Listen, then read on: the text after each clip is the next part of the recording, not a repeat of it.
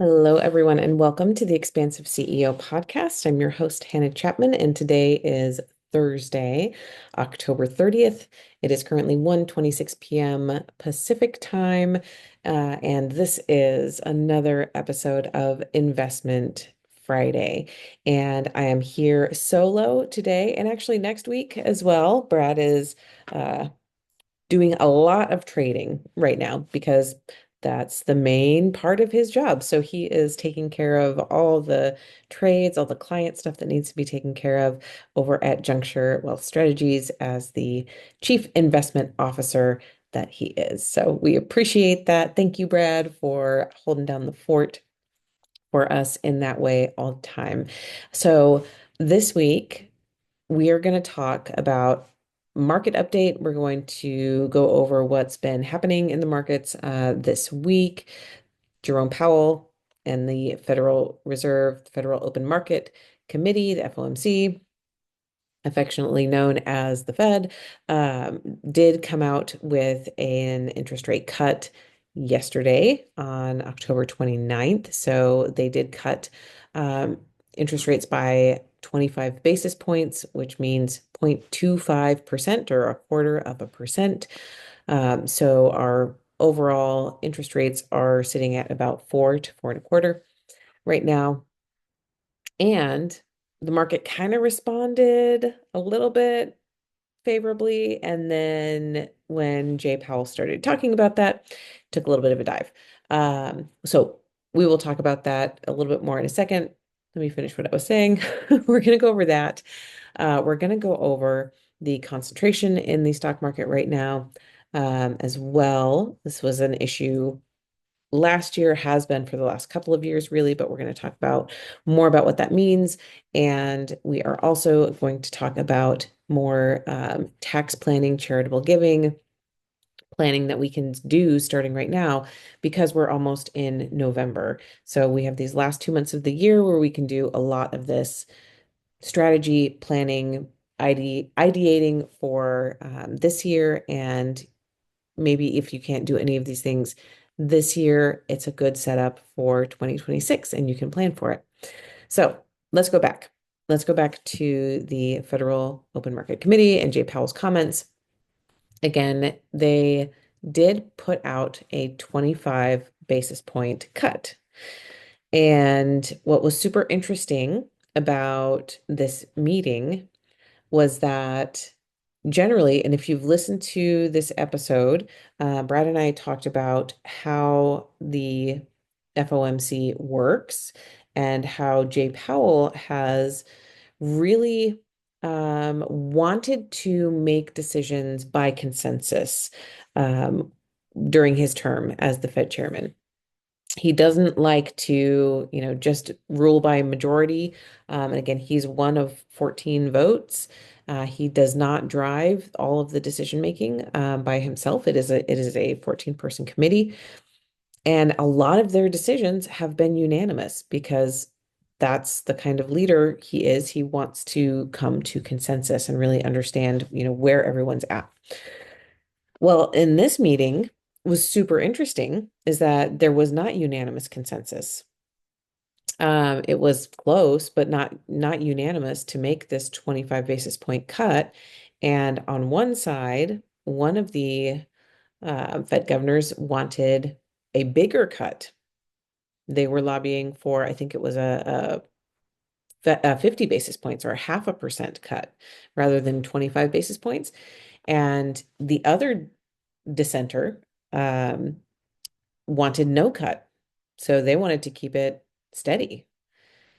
And then the other 12 were able to come to consensus around a 25 basis point cut. So it was very interesting that we had most of them agreeing on the 25 basis points, one of them wanting more, a bigger cut, thinking that the economy was like, no, we actually need more of a cut. And then on the other side, someone saying, no, we should hold steady. What were some of the reasons for this? Well, partially is the government shutdown and the lack of data that we have. And we've talked about this over the last couple of weeks. And at this point, it's October 30th. This government shutdown has lasted for 30 days. It's the longest full government shutdown that we've had, I believe. and I will fact check and make sure that's right. But according to my previous research, that is the case. We haven't had this long of a full government shutdown before. So we are getting a lot less data. And again, we talked about that. We talked about some of the private entities that provide data that we can also, look to, but it's not the consistent place, especially for the Fed, that they have been looking for data from. So why why are we seeing kind of a dip then? So yesterday, after Jay Powell started talking about the cut that they made, he also indicated and outright said that another interest rate cut in December is not guaranteed.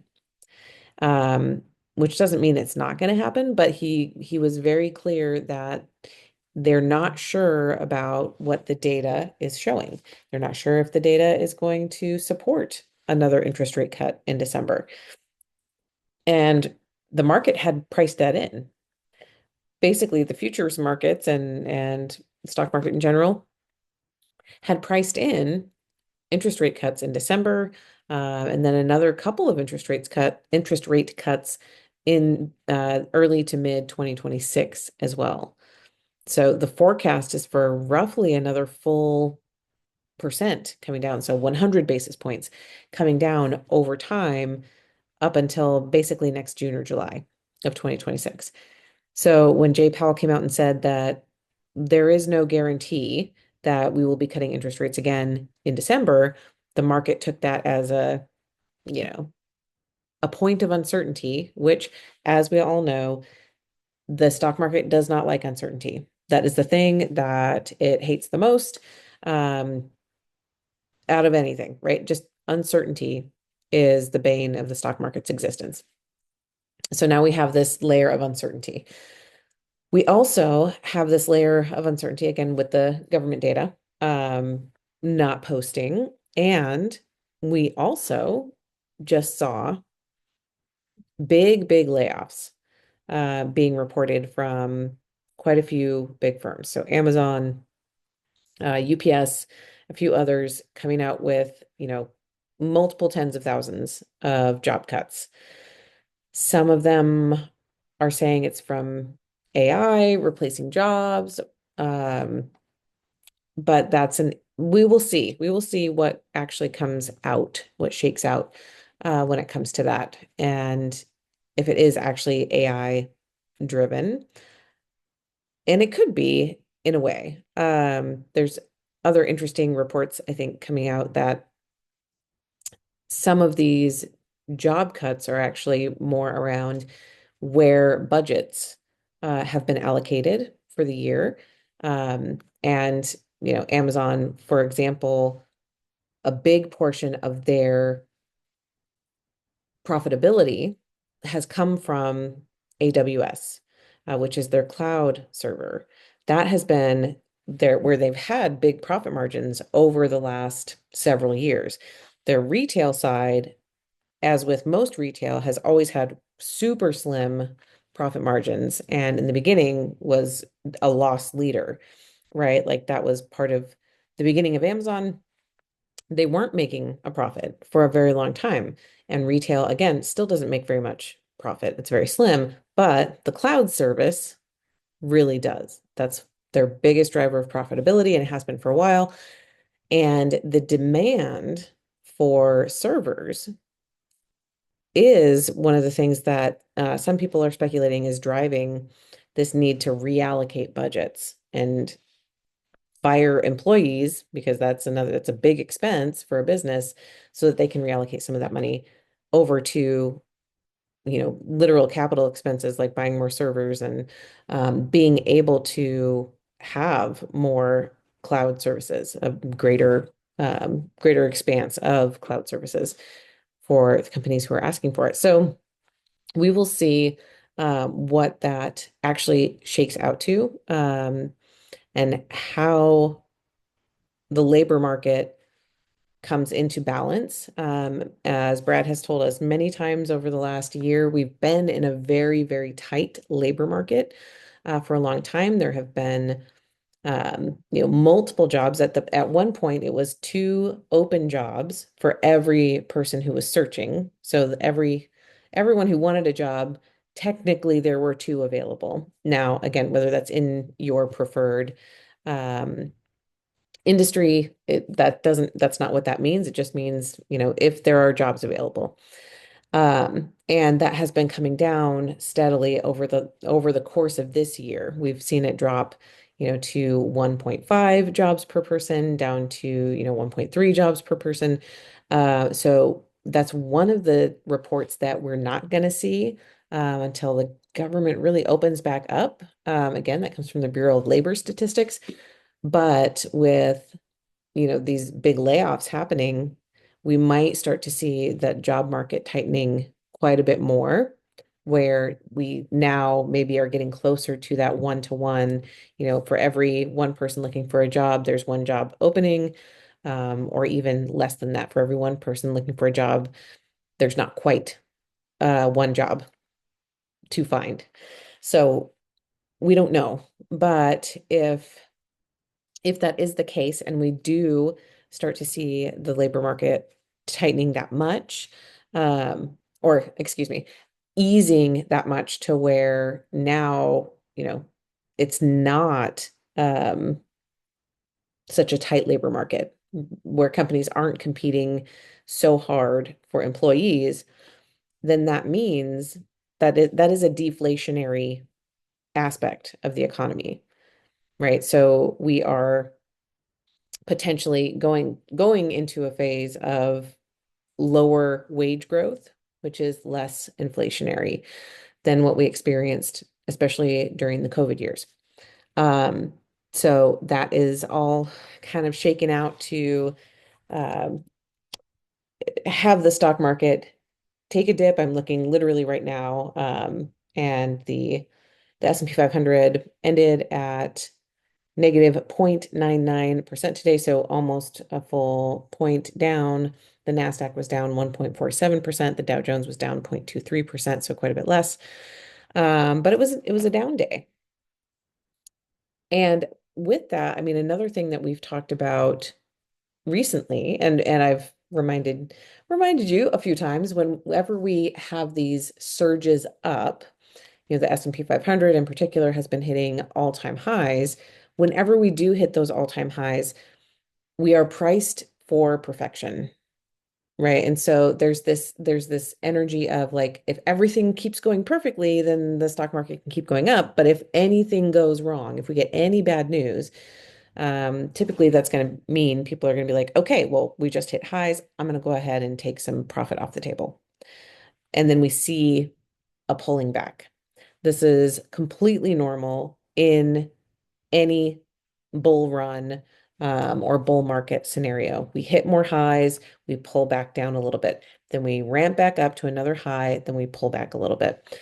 So just given the data, given or lack of data, given the news cycle that we're seeing, it makes sense that we're seeing the market pull back a little bit off of the recent highs, with the expectation really still being that, here, let's look back at the S&P. The S&P ended at 6,822 today. And the expectation from a lot of analysts is still that it's going to be up at 7,000, by the end of this year. So if that were to happen, if we were to go up another roughly 1,180 points, that's another big chunk of gain. So if we do see that, then we're probably also in that climb back up to 7,000. We're going to see a couple more pullbacks um, on the road to S&P 500 at 7,000. So that's what's going on with the markets right now. And I wanted to pivot over to a question that was posed from a client that I spoke to literally today. It was a great conversation. And this client has a couple of positions one in Apple and one in Alphabet or Google, right, that are highly appreciated. They have a lot of gain, like 350, 400% gain on these positions. So if this client were to sell any bit of either one of those, that means roughly for these positions and when they were bought, 60% would be considered capital gain. So they have, put easy numbers, they have $50,000 in Apple stock, and it's got 60% internal capital gain. So that means if this person sells $10,000 of that stock, they are going to experience, 6,000 of that $10,000, 60% is going to be long-term capital gain. Well, that's a lot. That's a lot of capital gain. And so we call that a highly appreciated stock.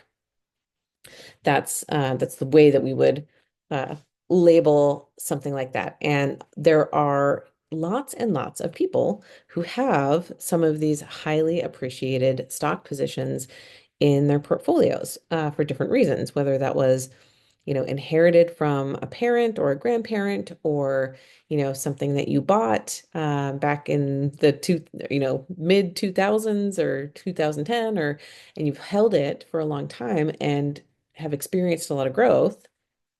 That might be Apple, that might be Google, that might be Tesla, that might be Meta or Facebook, right? Nvidia, any of those. This creates a tax situation that we have to be really mindful of.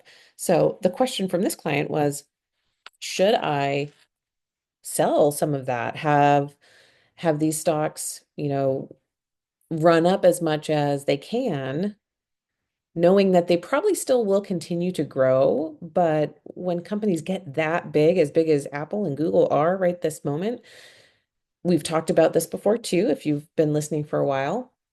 Brad has really explained how once a company gets to be a $1 trillion company like Apple is, it then gets more and more difficult for that company to have 10 and 20 and 30% gains year over year, because that means they're adding literally another, $1 billion company or $3 billion company worth of value to their current valuation in order to grow that same amount that you would get if you are, if you get into a small or a mid-sized company, or even a smaller large cap company that's not $1 trillion, that has more room to grow more easily. So that's not to say that these are bad stocks and that you should sell them. And um, full disclosure, this is not specific investment advice that you should act upon based on what I'm saying right now. Like anything I'm saying right now, make sure you take it and either ask your financial advisor if you have one, or if you need to talk to a financial advisor, I am happy to talk with you if this is something that's right for your particular situation. So this client was asking, does it make sense to, sell some of this super highly appreciated stock and, diversify it over some other areas that might have more potential for higher growth in the future? And it was great. And I was like, you are right on track. This is exactly what we do on a regular basis, especially in a portfolio that we're managing day to day, right? That's exactly what we do. We allow things to grow, we allow things to run within a tolerance band. And then when things grow out of their tolerance, we trim the stuff that's been winning and kind of grown out of its band. And then we reinvest it back into things that have more growth potential.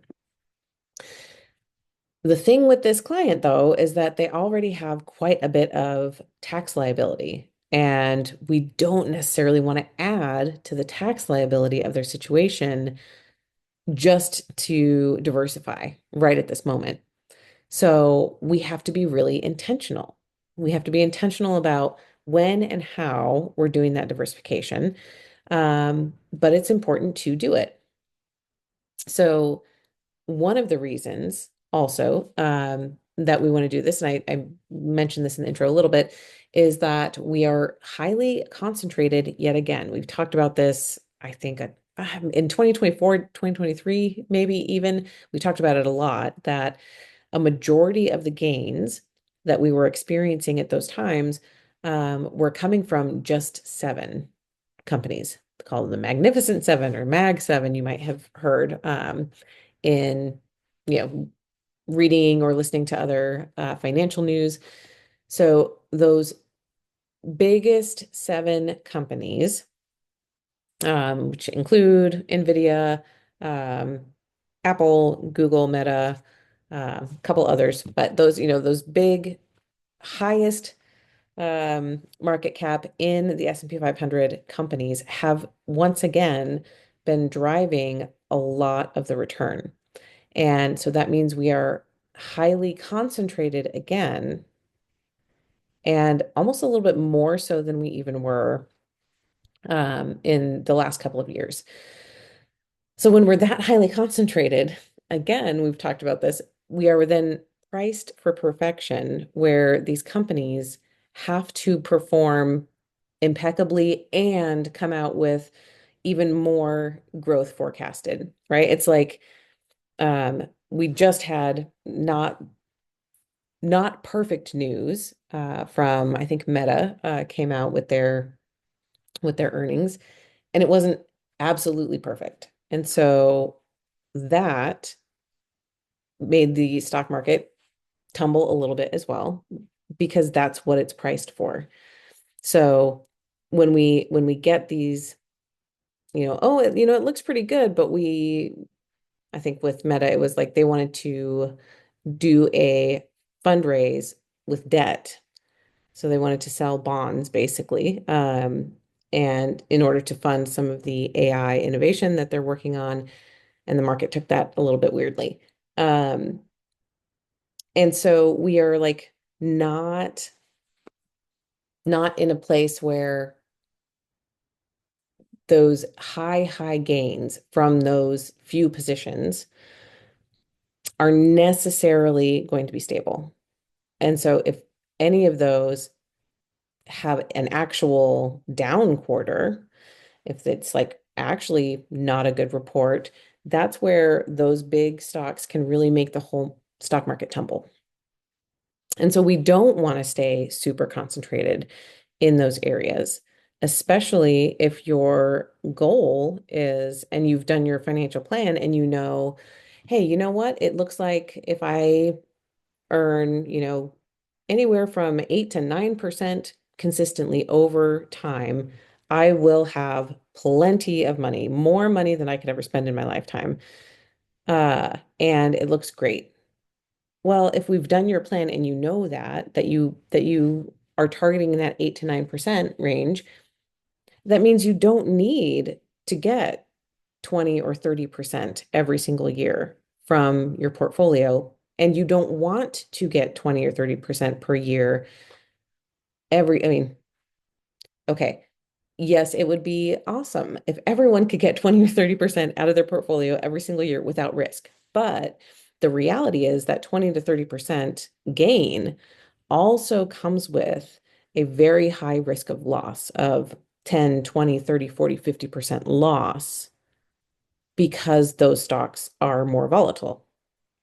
So what do we do instead? That's exactly what we're talking about now with this client, is that we let those things grow. We do have them as part of the portfolio. It's just they're not the entire portfolio. And then when they grow, when they outgrow their positions, we harvest some of those gains, and then we diversify them, right? And so we're looking for that 8 to 9% gain. And sometimes you're going to end up with 13 or 14% anyway. And sometimes you're going to end up with 5 or 6%. And that's the way that it goes, but it's within a tighter risk tolerance band. It's not in the I'm okay with 30% growth and 50% loss, or even 30% growth and 20% loss, right? Like this big, huge risk tolerance band. We want to keep it a little bit tighter, and we can do that in a lot of ways when we build your portfolio properly for you. So again, being super tax sensitive about that, we want to take into account the risk tolerance. We want to take into account how much you actually need to make every year in a return in order to hit your goals. Again, maybe I really like it when I can see someone that only, quote unquote, only needs to earn, 6 or 7% per year in order to reach all of their goals. That's actually that's an awesome place to be, because then you can be a little bit more conservative. You don't have to shoot for the fences. And you can be in more investments that are more stable, that are more predictable. But I do also have clients who just are less risk averse. They're like, yeah, it's okay, it's fine. I am that way myself. I'm, in my early 40s, plenty of time. I'm like, yes, let's go. Let's see what it can do. And I'm okay with that. I'm okay with the ups and downs that can come from that.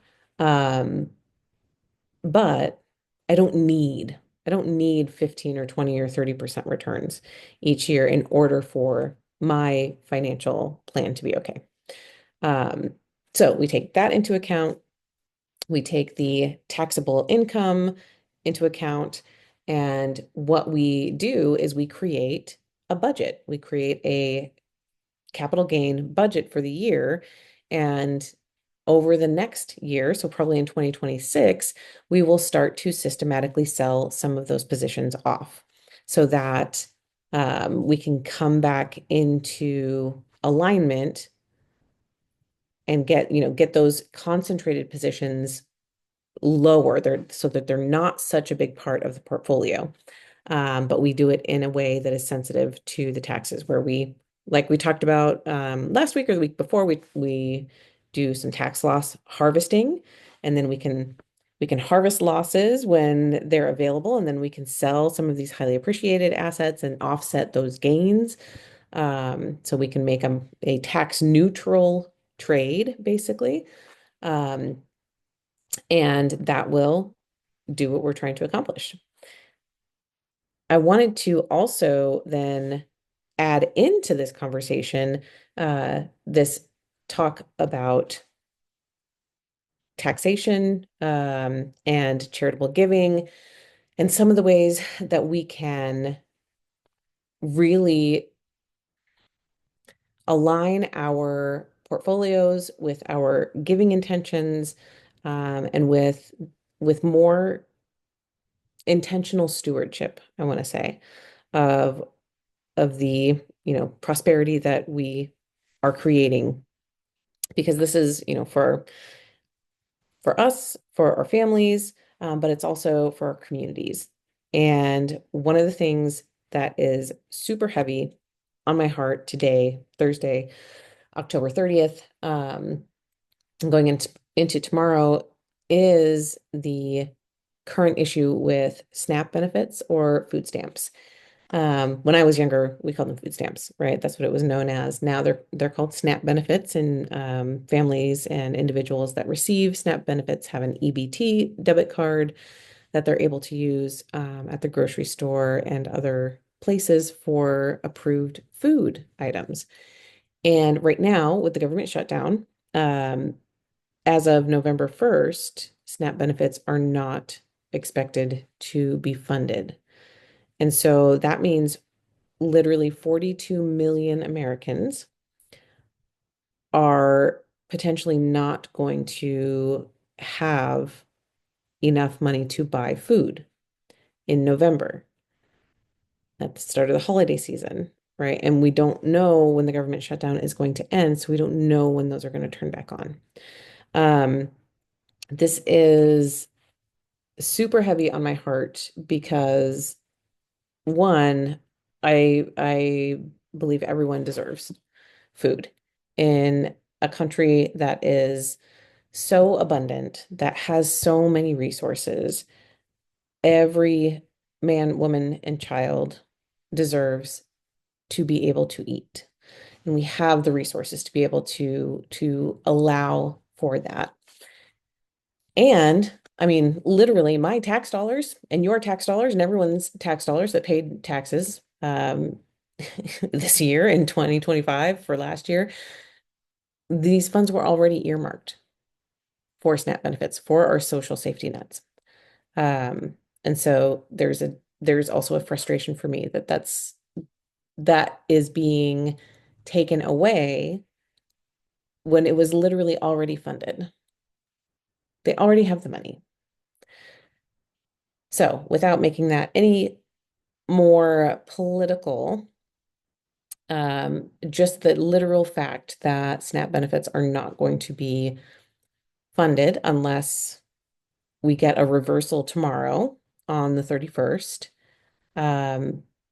I have been researching and making some plans myself for how I will support my local community and my local food banks.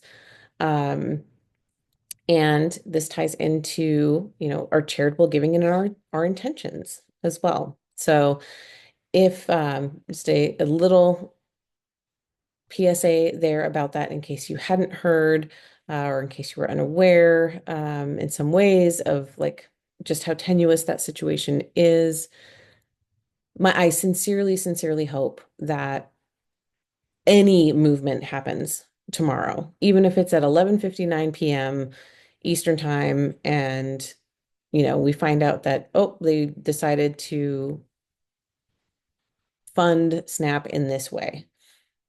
I will be grateful. I will be grateful for any shift in this situation so that families do not have to be worried about receiving those benefits starting November 1st. But regardless, even if they do, there is still so much food insecurity in America in so many families. Um, and I think this really illuminates a place where, what you can do right now is super impactful. So, how do we do that in a way that is both honoring the need and honoring your heart? If your heart is in the same place as mine, you might have a slightly different space in your heart where it's like, actually, I really care about this particular demographic. I really want to give back in this particular way. That's beautiful, and that's so important. um, and there are ways we can do it where it's a win-win-win, right? So where we are not just helping people who need that help right now, we are also um, making positive decisions for our own portfolios, and we are setting nonprofits up for a really more stable future. I want to say. So there are some ways that we can do that from a financial standpoint. And I would love to share some of those different ideas right now. So let's move to that as our Investment Friday education topic, charitable giving and tax strategy, and really how to maximize your impact and your deductibility, and how to understand what's deductible, what's not, what the limits are. Um, so really, truly, like there's a huge difference between giving and then giving strategically. And so we want to make a strategy. Why does it matter if we're giving strategically, right? Like that matters because the more strategically you give, the more that if you make a plan for it, it's more sustainable. Rather than doing it haphazardly, we can do it in a way that creates systems for you, and then your giving is systematic and sustainable. Um, and more like if you are paying less in taxes while you do it, that literally creates more for you to be able to give from. So it's a win on all fronts. So the basics, what counts as a charitable deduction? So this first part is really important. In order for it to be deductible, it needs to be made to a qualified 501(c)(3) organization. So this is an IRS approved nonprofit. I say that because, like for some people, like if you go on, what are some of the GoFundMe, things like that, those types of websites, you'll see people giving and asking for help, and that's beautiful. And if you want to do that in addition to what you're doing here in this deductibility bucket, then by all means, like help in that way as well. But that giving is going to go in a like that's not deductible unless again you're giving to a 501c3 through something like GoFundMe. You also, if you are either a business owner who has an LLC or another pass-through um, entity, or you are an employee, in order to be able to deduct charitable donations, you have to be able to itemize deductions. And so that is one of the hurdles that we have in in creating deductibility just from simply like writing a check. Is you have to be able to itemize your deductions. So if you're single, this is in 2025, for single filers, the standard deduction is 14,600. For people who are married filing jointly, the standard deduction is 29,200. So you have to have more itemized deductions than that threshold, depending on if you're single or married, in order to be able to itemize. So again, if you're giving because you know that that's what you need to do and it is important to your heart, then of course, like this is not saying that you shouldn't do it if you can't deduct it, right? But again, let's keep going and see how we can make this more of a win-win situation so that you can keep giving. So if you are able to deduct, you do get to that itemized deduction. Cash donations are deductible up to 60% of your adjusted gross income. What does that mean? Let's say you're earning $200,000 a year to make it easy. That means you can give up to 60%. So that is, oh goodness, $120,000. You could give up to $120,000. You're 60% of your adjusted gross income of $200,000. And you can deduct that. That would be a cash donation, literally writing a check or transferring cash to a 501c3.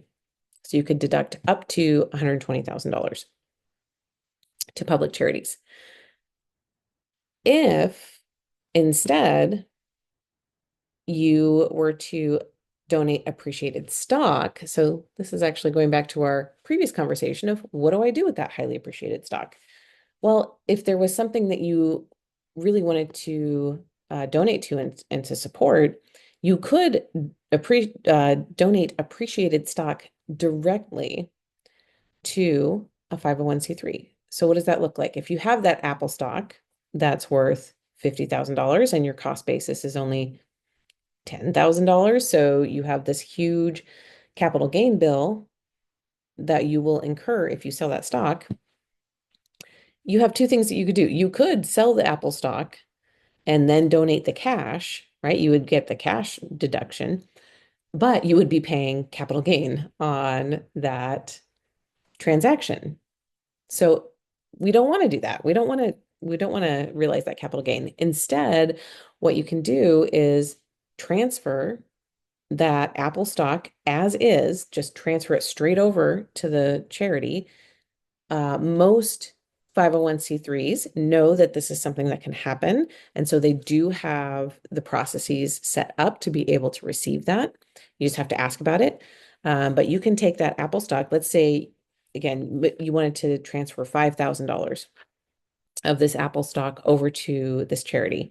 You can take that $5,000 and directly contribute it, send it over to that 501c3, and you do not realize those capital gains. You never realize them.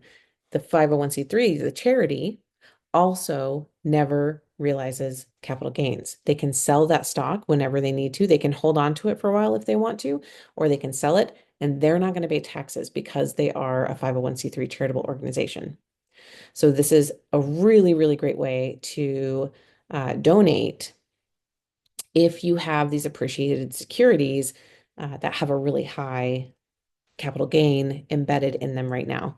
Um, the caveat there is that instead of 60% of your income that you could contribute and deduct, as you can with cash donations, the limit is only 30% of your adjusted gross income. So for appreciated stock, if you earn $200,000, if you have adjusted gross income of $200,000, your limit is $60,000 of what you can donate and deduct. Okay, so it's a 30% um, limit on that.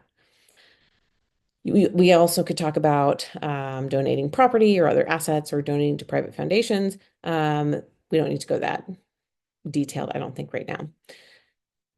The other option you have, and this is actually a little bit easier even than like, okay, I have to itemize, all of that. You can avoid that by giving to a donor advised fund, a DAF or DAF. You maybe have heard of this before.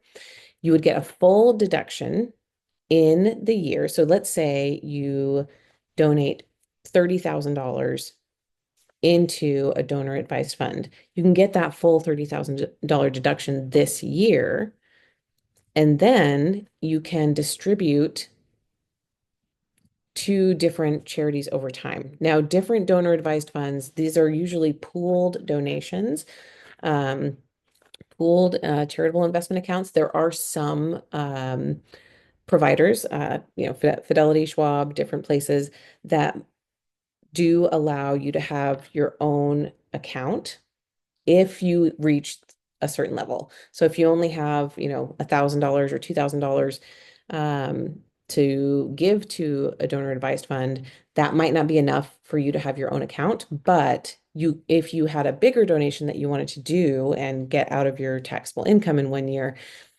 you could potentially have your very own donor advised fund where you can then choose the different charities that are receiving money over time. So this is a great, great option because that money can also be invested so it can continue to grow and you can continue to give to charities. It's a really great investment vehicle. Um, and the last one that I'll mention, this would be for anyone who is taking required minimum distributions from their IRAs. So, usually people who are 70, 71, 72, 73, who are taking RMDs from their traditional IRA or their 401k. You can do what's called a qualified charitable distribution or QCD. You can do up to $100,000 per year. And you can do a direct transfer from your IRA to a 501c3 charity.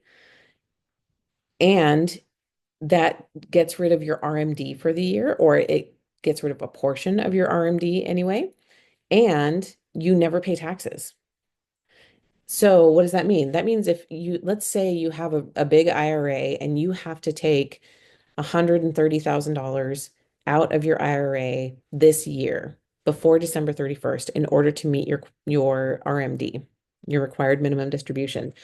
Well, if you don't need that, if you have income from other sources and you don't need that $130,000 or all of it anyway, you could directly transfer $100,000 to the charity of your choice, 501c3, and then your RMD then shrinks from $130,000 of income that you were going to have to pay taxes on.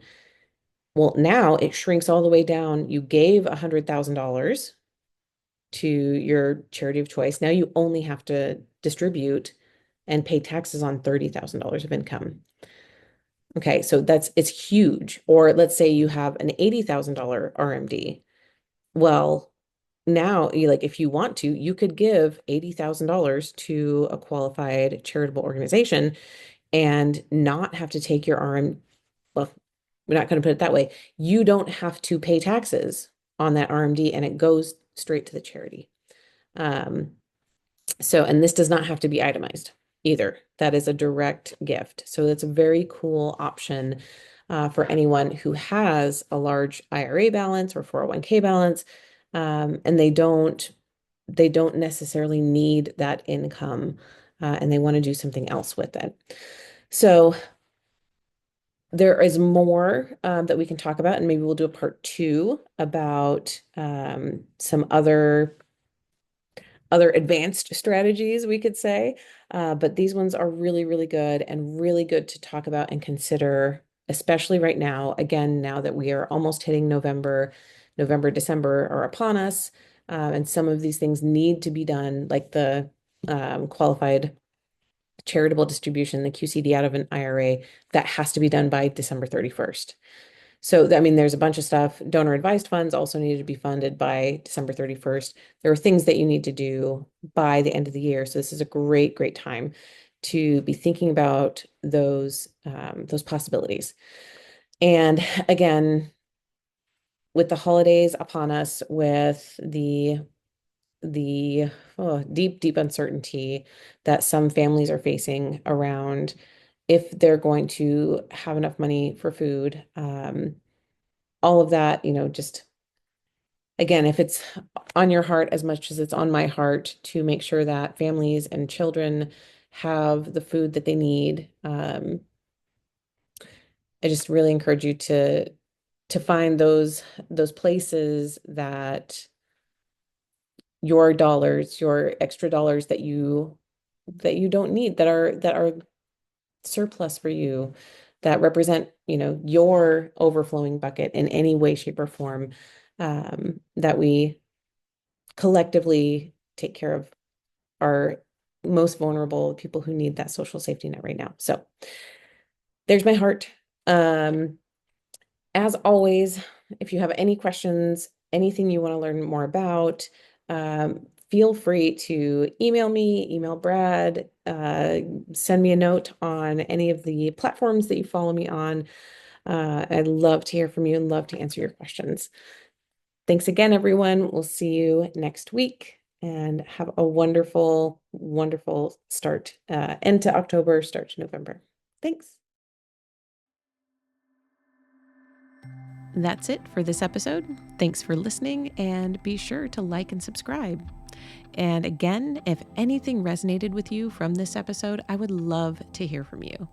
Email me at Hannah, HANNAH, at expansiveceo.com and tell me about it. And if you're ready for your greatest expansion, you can find ways to work with me at expansiveceo.com and at x2wealthplanning.com. That's X, the numeral 2, wealthplanning.com. So until next time, remember that there is enough, you are enough, and your birthright in this lifetime is to be expansive.